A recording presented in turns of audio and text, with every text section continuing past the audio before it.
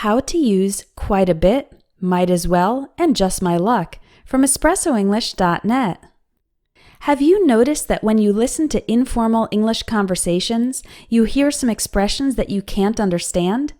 Today I'm going to teach you 3 casual conversational expressions, what they mean, and how to use them. If you're a more experienced English student, like upper intermediate or advanced level, and you want to improve your understanding of conversational English, check out my Everyday English Speaking course, Level 2. The lessons are based on dialogues that are full of informal expressions, and I'll help you learn them in context. Click on the link in the video for more information and free sample lessons from the course. Let's begin with quite a bit and quite a few. A bit means a little, so you might think that quite a bit means very little, but it's the opposite. Quite a bit refers to a significant amount.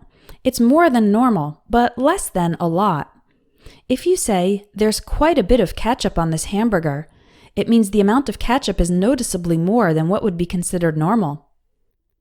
A similar expression is quite a few. It means a significant number of things, more than normal or expected. For example, the teacher corrected quite a few mistakes in the text.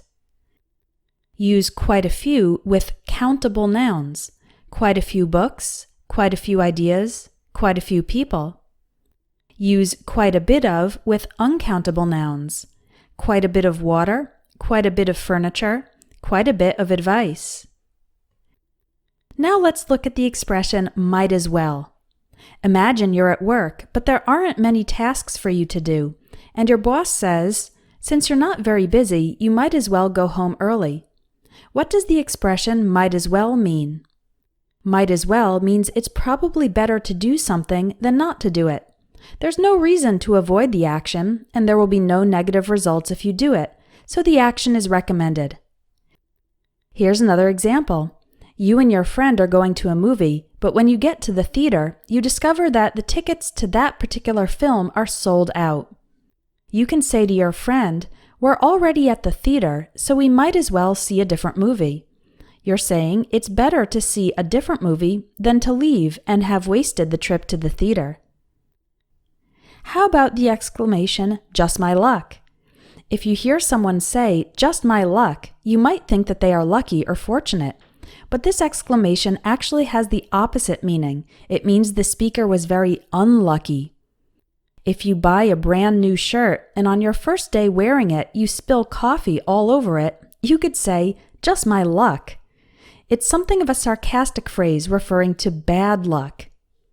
Let's say your coworker took a vacation, and when he got back, he said, "I took a week off from work to go to the beach, and just my luck it rained the entire time." That's certainly an unlucky or unfortunate situation.